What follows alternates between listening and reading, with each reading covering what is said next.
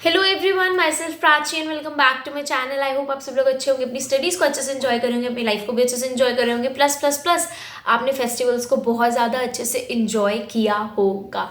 But अब क्या, festivals जा चुके हैं, एग्जाम्स पास में आ रहे हैं, बट अब कैसे पढ़ना है, कैसे करना है, क्या ये पॉसिबल है कि हम सारा सिलेबस एक महीने में रिवाइज कर ले या सारा सिलेबस अपनी इन हैंड्स ले आए।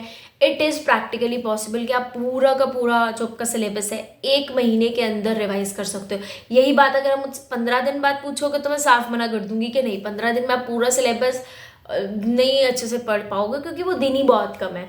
बट क्या हमारे पास 30 दिन ही रह गए? नहीं, आपके पास अभी 45 to 50 डेज है। बट आपको उसमें से 30 डेज को कैसे मैनेज करना है, कैसे प्लान करना है, हम यही मान के चलेंगे कि हमारे पास सिर्फ और सिर्फ 30 डेज है जिसके अंदर हमें अपने पूरे सिलेबस को रिवाइज करना है। अब चाहे आप सिंगल ग्रुप के हो, बोथ ग्रुप्स के हो, एग्जीक्यूटिव के हो, प्रोफेशनल्स के हो, strategy is going to be the same. ठीक है, हमें क्या करना है, हम ये मानकर चलेंगे हमारे पास एक महीना है। अब पढ़ना कैसे है?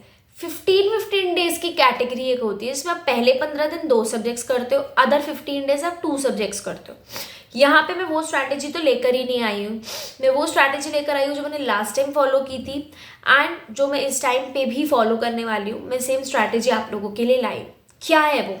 द स्ट्रैटेजीज, हम लोग चलेंगे वीकली सीरीज, मतलब वीकली सब्जेक्ट मैनेजमेंट, जिसमें हम पहले एक हफ्ते एक सब्जेक्ट को पढ़ेंगे, दूसरे हफ्ते दूसरे सब्जेक्ट को पढ़ेंगे, तीसरे हफ्ते तीसरे सब्जेक्ट को पढ़ेंगे एंड जो चौथा हफ्ता आपका आएगा उसमें अगर आप सिंगल ग्रुप वाले तो आपका 3 थ्योरी एंड 1 प्रैक्टिकल होगा। अगर बोथ ग्रुप्स वाले तो आपका 2 हफ्तों में ही खत्म हो जाता है। सॉरी, अगर आप अनदर ग्रुप वाले तो 2 हफ्तों में ही खत्म हो जाता है और तीसरा हफ्ता आपका प्रैक्टिकल सब्जेक्ट का बचेगा।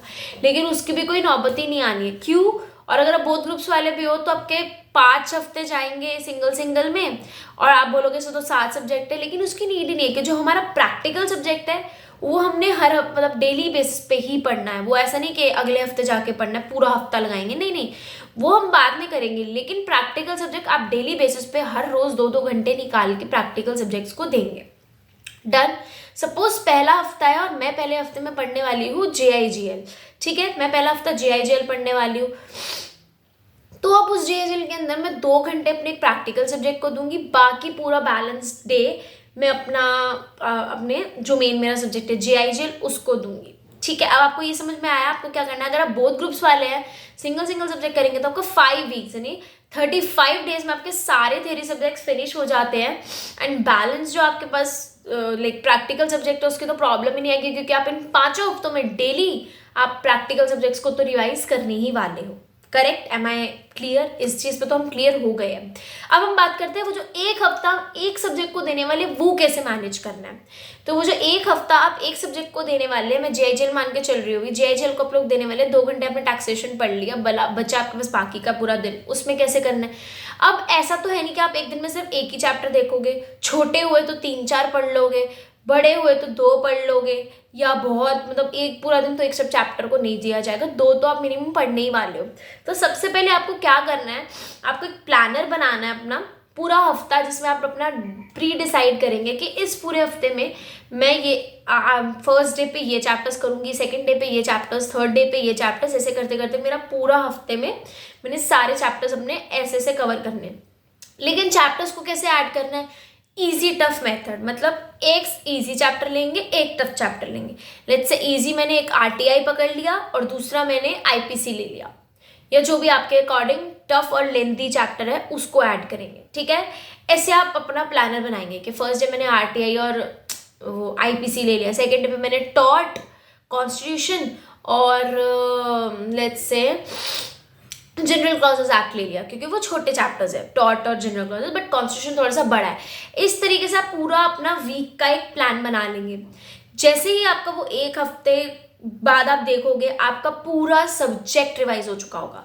अब आप चाहे इस पूरे हफ्ते में मैराथन्स की हेल्प लो, रिविजन्स की हेल्प लो, सेल्फ पढ़ो, डजेंट मैटर, आपको पूरा का पूरा सब्जेक्ट जो आपका है उसे कंप्लीट करना है उस एक हफ्ते के अंदर, बट प्लान बना के। ऐसे नहीं किसी भी दिन कोई भी चैप्टर लेके बैठ गए, वैसे नहीं होगा। एक पेपर पे छोटा सा एक हफ्ते का प्लान लिख लेना एंड आगे उसको कैरी फॉरवर्ड करना, बहुत अच्छे से फॉरवर्ड होगा और पूरा सब्जेक्ट आप देखो रिवाइज हो जाएगा। एक इसके अंदर एडिशन है, जो भी आपका डिफिकल्ट टॉपिक होगा किसी भी चैप्टर के अंदर, लेट्स से आईपीसी में आपको डेफेमेशन समझ में नहीं आ रहा या आपको कॉन्स्टिट्यूशन में कोई आर्टिकल मुश्किल लग रहा है, सो वो आर्टिकल या कोई पर्टिकुलर सेक्शन क्या बोलना चाह रहा है, उसके छोटे छोटे जो कीवर्ड्स है वो आप साथ साथ बनाते चलना। भले ही आपकी बुक में जहाँ पे टॉपिक गिवन है ना उसके साइड में एरो बना के वहाँ पे उसके छोटे छोटे पॉइंटर्स लिख लेना, वो कोई प्रॉब्लम नहीं है, बट जो मेन की लाइट्स हाईलाइट करने हैं उन वर्ड्स को जो बहुत ज़्यादा इंपॉर्टेंट है आपके आंसर्स के अंदर, जो आपको इनकॉर्पोरेट करने हैं, जिसकी हेल्प से आपका आंसर बनता है, वो आप साथ साथ जरूर पेंसिल से छोटे छोटे पॉइंटर लिखते चलना। वो आपको काफ़ी हेल्प करेगा रिविजन के टाइम। सो ये आपका हो जाएगा सब्जेक्ट मैनेजमेंट के। ऐसे करना है, सेम कंपनी लॉ के साथ आप करोगे, ऐसे ही आप डालोगे आज मुझे चैप्टर 1, 2, 3 लेना है, एक पूरा दिन मैं डायरेक्टर्स को देने वाली हूँ, एक पूरा दिन मैं जनरल मीटिंग्स को देने वाली हूँ, इस तरीके से आप प्लान कर सकते हो। मेन कंपनी लॉ में आपका पूरा टाइम कौन खा लेगा, डायरेक्टर्स, जनरल मीटिंग से मैंने ऑडिटर्स का चैप्टर ले लिया या फिर अकाउंट्स वाला चैप्टर ले लिया, इस तरीके से आप प्लान करो और हो जाएगा। अच्छा, अगर आप चाहते हो कि मैं पूरा डायरेक्टर्स एक दिन में रिवाइज नहीं करना चाहता तो आप जो डायरेक्टर्स का चैप्टर है उसको डिवाइड कर सकते हो कि 10 सेक्शंस करके मैं पढ़ लूँगी। हालांकि मैं बोलूँगी एक दिन में पूरा डायरेक्टर्स पढ़ डालना, काफ़ी लोगों की मैराथन्स है यूट्यूब पे, काफ़ी टीचर्स ने पढ़ा रखा है, कैसे भी जैसे भी आपको ठीक लगे वैसे आप लोग डिवाइड कर लेना। But practical subject daily basis पे आप लोग चलाएंगे। जो बोथ ग्रुप्स वाले हैं उनको 5 हफ्ते देने हैं, दैट इज योर 35 डेज में आपका कंप्लीट हो जाता है पूरा का पूरा, ठीक है। सो इस तरीके से आप लोग अपना पूरा सब्जेक्ट वाइज हफ्ता प्लान करेंगे। पूरे वीक एक सब्जेक्ट, पूरा प्लान आप 30 डेज का अपने पास एक रफ में बना के रखेंगे और उसी को फॉलो करते हुए आप चलेंगे। लेकिन इसके अंदर अब एक और मैंने बता दिया, इजी टफ कॉम्बो के साथ आप लोग चलेंगे। मैराथन्स, रिविजन्स, किसी भी चीज़ की हेल्प लेंगे, बट आपका वो जो पूरा हफ्ता खत्म हो जाएगा। लेट्स से आप मंडे से बैठे, आपका संडे तक आते आते वो चैप्टर कंप्लीट, सारा सिलेबस कंप्लीट हो गया। अब क्या, अब आपका जो संडे या मंडे जो भी आपका 7th डे है उस पर आपको देना है एक फुल सिलेबस का टेस्ट। यस, आप लोग अपना पूरा हफ्ते में पढ़ लोगे, उसके बाद आपको एक दिन अलग से निकालना है। मतलब 6 दिन में आप सब्जेक्ट खत्म करो, जो आपका 7वां दिन है 6.5 दिन में खत्म करो, बट जो 7th डे है आपका उस पर आप सारे प्रीवियस ईयर क्वेश्चंस को गो थ्रू करोगे। आईसीएसआई की वेबसाइट पे जाके वहां से निकाल लो, पूरे के पूरे प्रीवियस ईयर क्वेश्चंस को आपने गो थ्रू करना है। एक एक क्वेश्चन जो दिक्कत दे रहा है उसको सर्कल कर लेना है कि इस क्वेश्चन को मैं दोबारा देखूंगा, देखना कि क्या पॉइंट्स को, क्या टॉपिक्स को मेन उसने तरजीह दी हुई है, क्या बहुत ज़्यादा इंपॉर्टेंट है।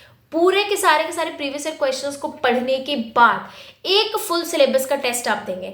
अच्छा, जब आप फुल सिलेबस का टेस्ट लेते हो ना, जनरली 2 मिलते हैं कि फुल सिलेबस टेस्ट आपको 2 मिलेंगे, 2 फुल सिलेबस टेस्ट आपने लेने हैं, अलग अलग उससे ले लेना, या एक में ही 2 मिलते होते वो ले लेना। एंड वो लेने के बाद आप एक फुल सिलेबस टेस्ट जिस दिन आपने खत्म किया वही दे देंगे। उसके बाद आप बोलोगे अगर हम 7 डेज की स्ट्रैटेजी से चलेंगे तो 1 महीने बाद जो सब सब्जेक्ट हमने सबसे पहले पढ़ा था वो तो हम भूल जाएंगे। भूलोगे नहीं, बस थोड़ा सा बैक एंड में चला जाएगा, रिवाइज करोगे वो वापस से याद आ जाएगा। तो जब आपका सारा ये 30 डेज का प्लान दारोमदार खत्म हो जाएगा, उसके बाद आप फिर से अपना पहले सब्जेक्ट के इनिशियली पकड़ेंगे, उसको दोबारा से रिकॉल करेंगे। रिकॉल करने के बाद जो आपका अनदर टेस्ट है फुल सिलेबस का वो दे देंगे दिसंबर में जाके। सो आपने 2 टेस्ट दे दिए, आपकी राइटिंग प्रैक्टिस हो गई, आपको पता चल गया आपको कैसे पेपर लिखना है, आपका पूरा सिलेबस भी रिवाइज हो गया, आपको A to Z चीज़ें हो गई हैं। लेकिन मैंने बताया टफ इजी, इंपॉर्टेंट इजी से करना। जो इंपॉर्टेंट टॉपिक्स आपको लगते हैं, टीचर्स ने बताए हैं, वेटेज ज़्यादा है, उनको पहले आप पढ़ सकते हो। अपने पूरे वीक के अंदर सबसे पहले आप उसको उठा सकते हो, देन इजी टॉपिक्स पे जा सकते हो। जैसे भी आपको ठीक लगे आप अपना उस 1 वीक को प्लान कर सकते हो।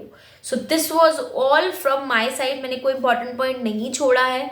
आई hope this video helps you a lot. Crux में एक बार दोबारा बताती हूँ कि क्या करना है। एक वीक को प्लान करना है, रफली प्लान बना लेना है। पर सब्जेक्ट पर वीक हम लोग चलेंगे, मतलब एक सब्जेक्ट एक हफ्ता, एक सब्जेक्ट एक हफ्ता करके हमने चलना है।